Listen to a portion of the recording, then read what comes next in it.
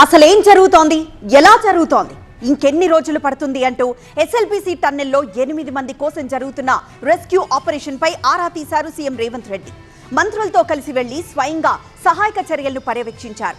ఎంత రిస్క్ అయినా సరే ఆపరేషన్ కంప్లీట్ కావాల్సిందేనంటూ అధికారులకు ఆదేశాలు జారీ చేశారు. ఇటు టన్నెల్ ప్రమాదంపై రాజకీయం కూడా నెక్స్ట్ లెవెల్ కి వెళ్ళింది. ఎస్ఎల్బీసీ టన్నెల్ నుంచి 8 మందిని ఎట్టి పరిస్థితుల్లోనూ బయటకు తీసుకురావాలన్నదే ఇప్పుడు ప్రభుత్వం ముందున్న అతిపెద్ద సవాల్. అందుకోసం అధికార యంత్రాంగం తీవ్రంగా శ్రమిస్తోంది. రాత్రింపవళ్లు రెస్క్యూ ఆపరేషన్ కంటిన్యూ అవుతూనే ఉంది. జీపీఆర్ ఇచ్చిన 6 మార్కింగ్స్ లో తవ్వకాలు జరుగుతున్నాయి.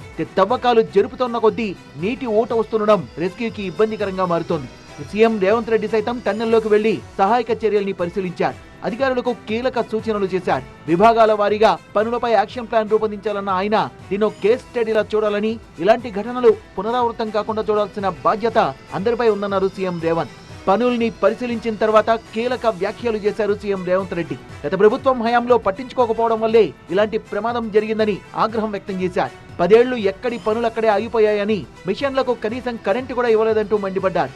బాధిత కుటుంబాలకు సానుభూతి చూపించాల్సింది పోయి రాజకీయం చేస్తున్నారంటూ బీఆర్ఎస్ నేతలపై ఫైరయ్యారు సీఎం రేవంత్. కాళేశ్వరం ప్రమాదం అనేది తాగి బండి నడిపి ప్రజల్ని గుద్దినోని విధానం అయితే, ఇది ఎదురుగొని వచ్చిన మనిషిని బ్రతికించడానికి చేసిన ప్రయత్నంలో పోయి చెట్టు గుద్దుకున్నది.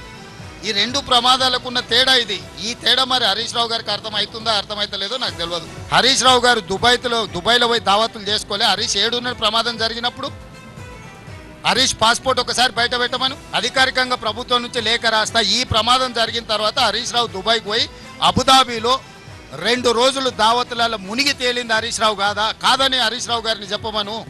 సీఎం రేవంత్ వ్యాఖ్యలపై కౌంటర్ అటాక్ దిగారు మాజీ మంత్రి హరీష్ రావు.